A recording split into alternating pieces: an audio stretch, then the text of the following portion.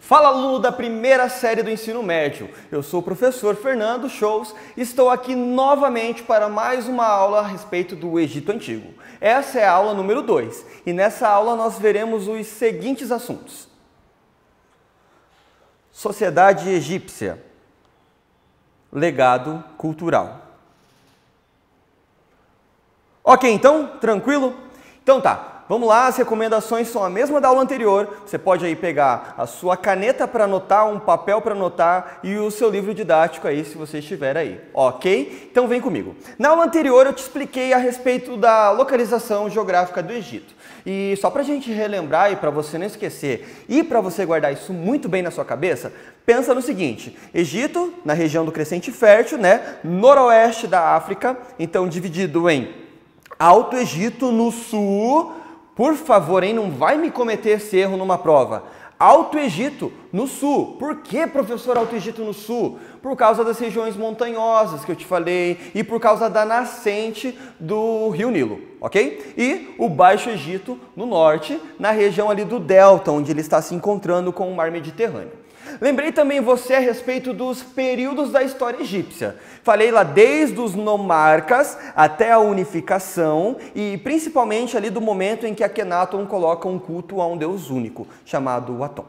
Porém, eu preciso te falar também agora a respeito da sociedade. Vamos entender um pouquinho melhor como que era essa sociedade egípcia? Eu lembro que na aula anterior eu te expliquei sobre a figura do faraó. Mas se você não prestou atenção lá, não tem problema que eu vou retomar aqui para você. O faraó é uma figura central e importantíssima. Ele centraliza o poder, tá? Todo o poder está centralizado nas mãos do faraó. O faraó ele é um rei, mas como eu te expliquei, tem um plus ali no faraó, porque ele é a encarnação do deus Horus na terra. Então, quando as pessoas olhavam o faraó, elas estavam olhando para um deus. Por isso, dependendo da dinastia em que nós vamos estudar, era até proibido olhar nos olhos do faraó, porque você não pode simplesmente sair olhando no olho de um deus, ok? Você não pode também tocar num deus. Então, o faraó ele era algo central e intocável. Por conta disso, eu falei que existia também uma servidão coletiva ali no Egito, mas eu já começo a falar sobre os servos. Bom, para você entender um pouquinho mais, ó, a gente tem aqui até a figura do Tutankhamon, tá? Ou Tutankhamon. Tutankhamon é um dos mais conhecidos faraós, tá? Mas tem uma coisa que eu preciso ressaltar. Ele é filho de Akenaton, com a Nefertiti. Nefertiti é essa mulher aqui, ó. Considerada a mulher mais linda da antiguidade. É verdade, ela é considerada como a mulher que tem os traços mais lindos de toda a antiguidade. Podemos dizer até que ela é uma Miss Antiguidade, ok? Tá, eu sei que isso talvez não foi tão engraçado assim, mas enfim, vem comigo aqui. Presta atenção. Então o faraó ele era o administrador. Tudo centralizava na mão dele, o poder político, mas também o poder religioso. Então não tinha abertura. É claro também que o faraó tem governantes, ok? Tem funcionários públicos, mas o poder está centralizado nas mãos dele. Ficou claro sobre o faraó? Para você, se um dia perguntarem para você, ó, qual que é a diferença de um rei da Mesopotâmia para um rei egípcio? A diferença é que na Mesopotâmia eles viam o rei como um representante e no Egito o rei, né, no caso o faraó, é o próprio Deus encarnado, o Deus Horus. Tranquilo? Podemos seguir em frente? Ok. Vamos falar então sobre outras pessoas, outros grupos que compunham essa sociedade egípcia. Nós tínhamos os sacerdotes, que têm uma função muito importante, tá? Porque, pensa, lembra que eu te falei na aula anterior que no Egito existe uma dificuldade em distinguir aquilo que é conhecimento do que aquilo que é religião. Ou seja, tudo caminhava a respeito da religião. Tudo é religião no Egito. E por conta disso, os faraós eles têm uma figura central. Até porque o faraó nem sempre está em contato com a população, mas os sacerdotes estão. Então eles são como porta-vozes às vezes do faraó e desempenham funções importantes em rituais, né, nos templos, eles que cuidam dos templos. Então os sacerdotes são uma figura central. Eu vou colocar aqui, ó, para você poder anotar aí no seu caderno, tá? O faraó era a divindade e o responsável pela esfera religiosa. Os sacerdotes estavam logo abaixo na hierarquia social. Dotamos de enorme prestígio e poder. eram os responsáveis pela religião e por variadas funções na administração, ok? Grava aí, o sacerdote não fica só na questão religiosa, ele também participa da política. Até porque, ó, pensa que em um lugar onde a gente tem um Deus governando, religião e política não são separados como hoje em dia não, elas caminham juntas, ok? Grava aí, religião e política caminham juntas nesse período da história. Por isso que os sacerdotes também desenvolvem atividades administrativas. Então, ó, vem comigo aqui. Parei, tá? Administração do Império Egípcio. Eram considerados os sábios do Egito, tendo funções espirituais e materiais. Então dá para ver que ser um sacerdote no Antigo Egito é uma função de muito prestígio, tá? Então ele está ali cuidando da administração, mas também envolto com as coisas religiosas, ok? Tá, vamos para o próximo. Os escribas. Olha, quando a sua mãe lhe falava assim, filho, filha, você tem que aprender a ler e escrever porque isso é importante da sua vida. Isso nunca foi tão importante quanto era lá no Egito Antigo. Saber ler e escrever lá no Egito Antigo era uma das funções assim mais nobres de toda a sociedade. Tanto que alguns egípcios consideravam que a pessoa que detinha essas habilidades era até abençoada a mais pelos deuses, tá? Mas para você sistematizar aí, eu vou passar para você o que eram os escribas. Então, funcionários encarregados da administração. Eram responsáveis, por exemplo, pela contabilidade e pelo controle dos excedentes agrícolas. Volta aqui. Olha só, não basta só apenas saber ler e escrever. Eles controlavam todo aquele excedente agrícola que eu te expliquei na aula anterior, tá? Que como o Egito tinha períodos de cheia, então não dava para praticar agricultura o ano todo. Então, aquele estoque que eu falei que eles colocavam nos celeiros, muitos deles eram controlados pelos escribas. Então, olha que função importante aqui nesse período. Mas volta aqui comigo, tá? Um fato interessante é que eles sabiam escrever. Conhecimento que nem os faraós detinham. Esse ensinamento era passado de pai para filho, ficando assim restrito apenas a algumas famílias. Como assim? Restrito a algumas famílias? Isso mesmo. Não existiam escolas públicas, não, e não existiam outros tipos de escola, não. Tá? Então, os ensinamentos eram passados de maneira hereditária. Então, quem sabia ler e escrever, se um pai sabia ler e escrever, ele ensinava a seus filhos. E assim, consequentemente.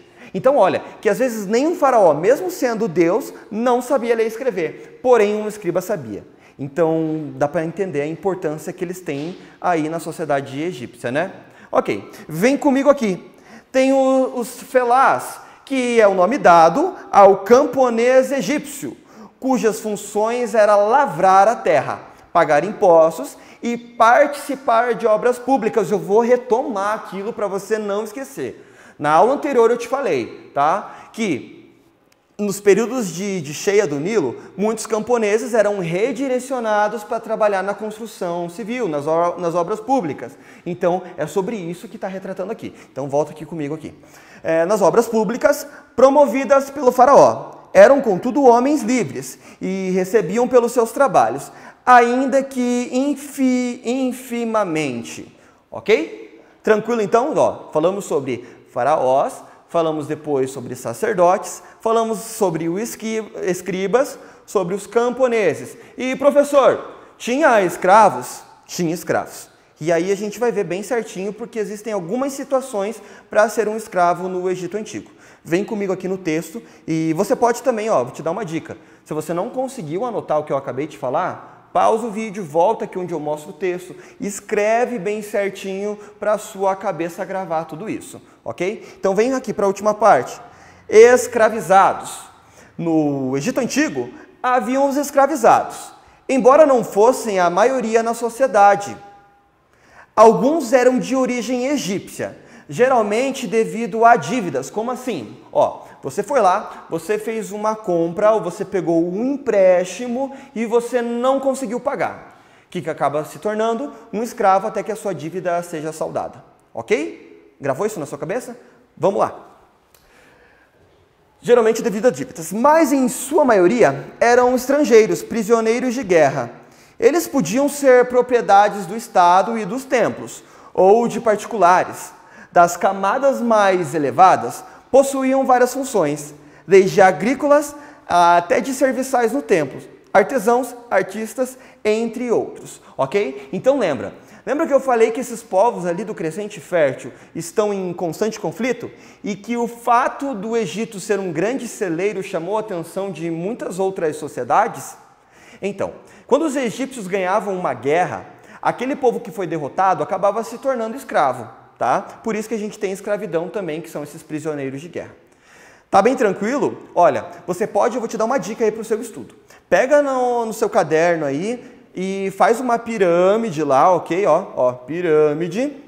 Nessa pirâmide você começa, coloca o faraó, coloca os sacerdotes, coloca os escribas, coloca os felás, que são os camponeses, e os escravizados.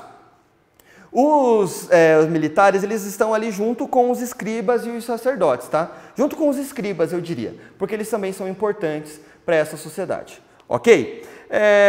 Agora vamos falar um pouquinho sobre cultura egípcia.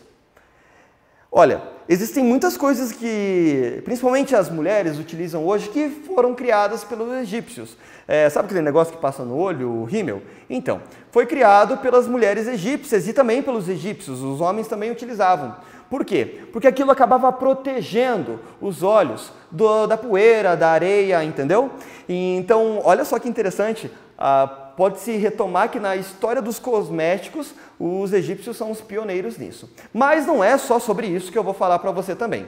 Agora a gente vai falar um pouquinho sobre a religião, porque ela está totalmente ligada a todos os aspectos culturais dos egípcios. Eu vou te lembrar também de um ponto que eu acabei esquecendo de falar, mas é no Egito que surgem os papiros, tá? Então veja que os egípcios eles revolucionaram, porque na Mesopotâmia, enquanto eles utilizavam argila para escrever, os egípcios acabaram utilizando o papiro, que é um tipo de papel. E isso revolucionou a questão da escrita, a questão do controle, a questão das cartas e dos documentos. Mas também a gente precisa falar sobre a língua egípcia. Existiam três, tá? A hieroglífica, a hierática e a demótica. A hieroglífica é aquela que tem os símbolos lá. Eu vou encontrar aqui. Aqui, ó. Vou colocar aqui para você. Essas inscrições que estão aqui na parede, tá? Desse papiro que é chamado papiro de Ani, essas inscrições aqui, ó. Elas são as hieroglíficas, tá? Elas eram utilizadas em momentos religiosos. As hieráticas em momentos, né, de documentos oficiais, e a demótica era uma escrita mais usual, ok? Mas vale lembrar que não eram todos que sabiam ler e escrever, ok? Tá bem tranquilo isso para você? Vamos seguir em frente aqui, falar um pouquinho sobre as pirâmides agora. Nossa, professor, mas você não ia falar sobre as pirâmides? Claro, mas a gente deixa o melhor agora que a gente está chegando aqui mais para o final da aula, ok? As pirâmides, pessoal, eles eram construídas porque as pessoas que eram sepultadas lá, que geralmente eram nobres e faraós, eles tinham uma crença na vida após a morte. Essa que é a diferença da religião egípcia. Acredita-se que eles acreditavam que quando uma pessoa morria, ela passava por um tribunal. Eu vou pedir agora para colocar um slide ali a respeito do tribunal de Osíris. Se você observar, no canto da imagem, a gente tem ali uma pessoa, tá? Sendo puxada pela mão pelo deus Anubis. Então eu vou representar aqui também para você, tá? Volta aqui um pouquinho para mim aqui que eu vou fazer a encenação. Então o rei Anubis, ele está puxando pela mão ali uma pessoa e, ó, eu vou te explicar, daí você dá um tempo para olhar na imagem. E aí, quando a pessoa chega no momento do tribunal, lá no canto da parede você vai ver que tem um deus bem grande ali. Ele é o Osíris, tá? Anubis puxa a pessoa para perto, tira o coração dela e coloca em uma balança. Nessa balança existia o coração e uma pena de avestruz. Se o coração, que está aqui na minha mão aqui, pesasse mais que a pena de avestruz, você pode olhar que ali do lado tem um deus com cabeça de jacaré, tá? E esse Deus está esperando para devorar aquela pessoa, porque ela não teve boas ações na vida humana, então ela não merece essa vida após a morte. Porém, se o seu coração for tão igual à pena, você merece a vida após a morte. E por conta disso, os egípcios acreditavam que tudo aquilo que eles conquistavam aqui na Terra, eles acabavam levando para a sua vida após a morte. Por isso que nas pirâmides, os faraós acabavam sendo sepultados junto com todas as suas riquezas. Nossa, tinha tanto ouro e ninguém saqueava? Sim, no século 18 e 19 vai ter uma corrida em busca dessas coisas antigas do Egito. Ok? Tanto que a máscara de Tutancâmon, que eu te mostrei lá no começo, ela foi descoberta ali no século XIX. Então veja, ó, não muito distante de nós. Ok? Deu para entender um pouquinho agora sobre a vida após a morte? Bom, os egípcios eles vão se manter em contato com vários povos ali da região da Mesopotâmia. Tá? Mas tem um ponto bem importante que eu preciso te falar e que você não pode esquecer. Lembra que eu falei que a questão da ciência e a religião, elas estão caminhando bem juntas na questão da civilização egípcia? Sim, lembra, né? Então, olha, um dos processos para sepultar uma pessoa no Egito era a mumificação. Então, nesse processo, o corpo, né, ele era embalsamado, era aberto o corpo, retirado os órgãos. Esses órgãos, os órgãos vitais, como coração, pulmão, eram colocados em vasos chamados de vasos canópicos, que acreditavam que esse morto iria precisar deles durante o tribunal de Osíris e na sua vida após a morte. Ok? Então, por conta disso, eu quero te fazer uma reflexão. Por conta desse momento de abrir os corpos, retirar esses órgãos, os egípcios tinham um grande conhecimento a respeito da anatomia humana.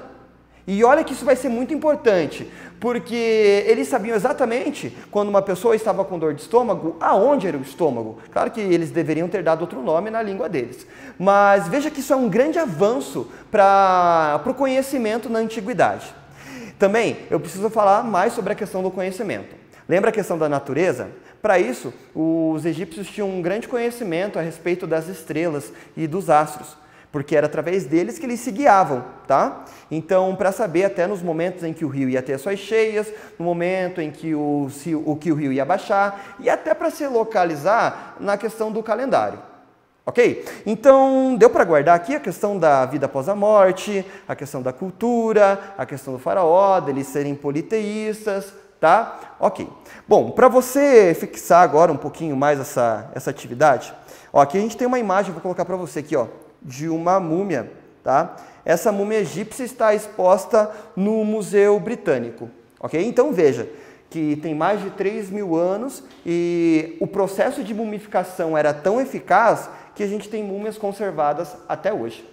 No Brasil, inclusive, nós temos algumas múmias, tá? Que foram trazidas para o Brasil durante o reinado de Dom Pedro II. Sim, Dom Pedro II gostava muito da cultura egípcia e realizou algumas expedições até o Egito. E nessas expedições, ele trouxe vários objetos e coisas da cultura egípcia para nós. Então, em alguma cidade aí do Brasil, você pode encontrar um museu com peças legítimas do Egito.